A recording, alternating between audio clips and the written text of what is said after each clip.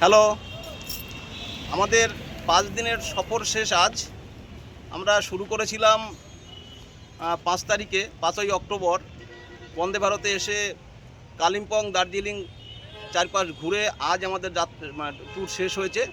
আমাদের tour organiser ছিল your tour maker, যার অর্গানাইজার হচ্ছে কুন্তল বিশ্বাস। সমস্ত জায়গায় ভালোভাবে আমরা ঘুরে এসেছি।